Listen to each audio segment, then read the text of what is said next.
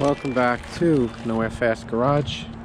I'm Anthony, and today we're going to be installing a trailer light harness on the 2009 Jeep Grand Cherokee. It does not have a tow package, so it doesn't have the harness. I did add this hitch a long time ago. It's a regular class 3 hitch. Used to use it for a bike rack that went into there. But I don't have a truck, which is kind of inconvenient sometimes when I need to pick things up. Like the other day I had to pick up a tractor and mower, and I had to rent a U-Haul van because I did not have the hookup on here for the lights. So I got this kit from Amazon. It's supposedly plug and play for this Jeep. They make them for all different cars. The package is all screwed up because it was a open box special.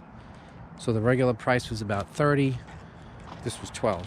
So I'm gonna see how just gonna see what it takes to get this installed.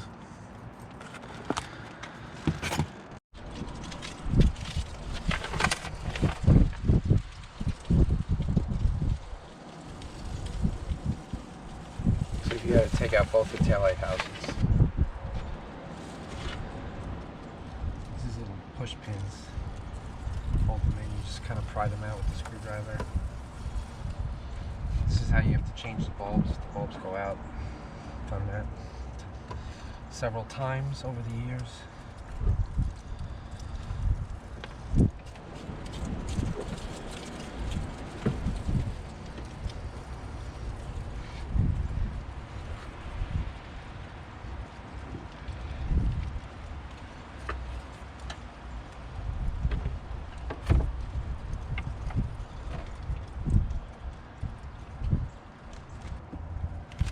Now we got to take the connectors off of the bulbs.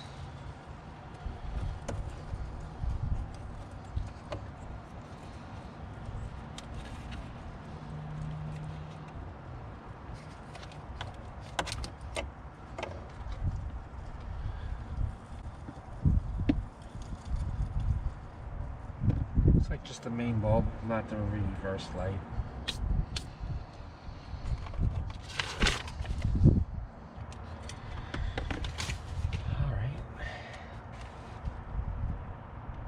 Insert the T-connector end with the yellow wire between the separated connectors. So here's the yellow wire. Well, this is simple, it just goes in place. Instead of for the harness going directly into the light, it goes into this harness and then back out of this harness to the light.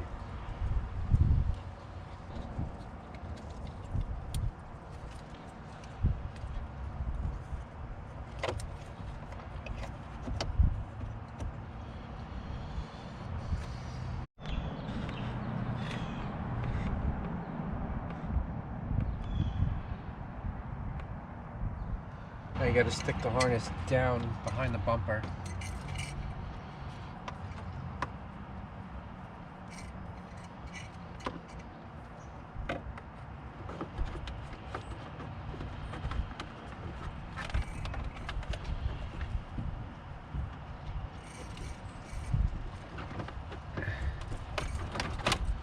Pretty easy to do.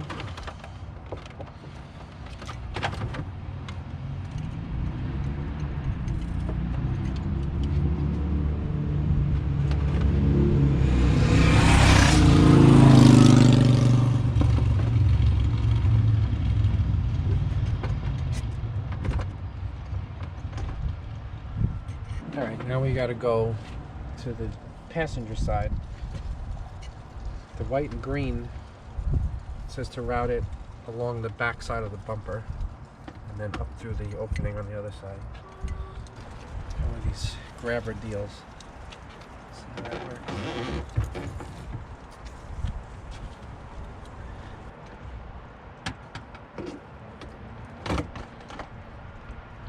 That worked okay. If you don't have one of these, you could just maybe put like a string down there or a coat hanger or something, and just tape the wire to it and pull it through.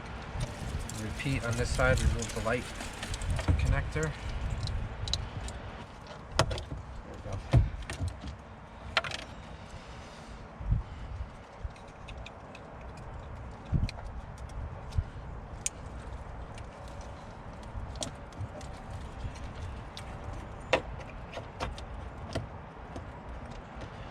All right.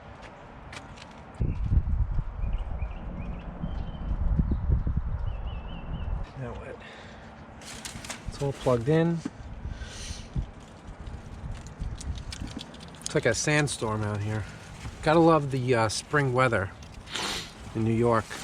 One minute it's hot, sunny, then it's cold and windy, then it's snowing, then it's raining. All within 15 minutes. Locate a suitable grounding point near the connector, such as an existing screw with a nut in the vehicle's frame, or drill a 3/32 hole in secure white wire using eyelet and screw provided. I don't want to really drill behind the light because I'm afraid water might get into the car somehow. So I'm gonna push this white ground wire back down underneath the car and see if I can, there's, you know, lots of places under there. See if I can find something to drill into. Underneath, the wire comes down. This is from the driver's side. I zip tied it to this cross member here. Then I just tucked the connector. It's a little bit long. So here's the connector. Just tucked it between the hitch and the bumper. And yeah, hopefully it just stays up here.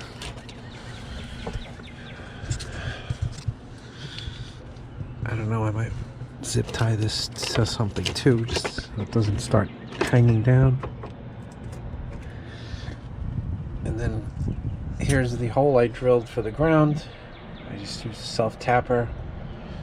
Here's the green and the white that go up to the passenger side. Just tuck the connector. It's like a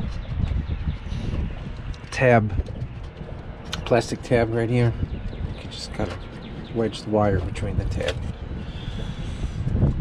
Cross member. Put the pins back in for the light housings.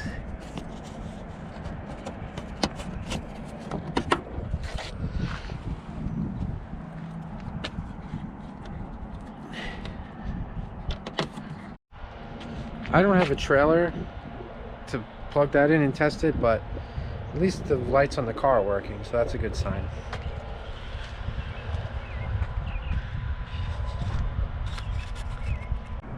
And that's it, done. Anyway, thanks for watching No Way Fast Garage, and maybe next time we'll have a trailer hooked up and we can see how that works. Thanks everyone for watching. Please like, subscribe, share, helps me out a lot. Thank you.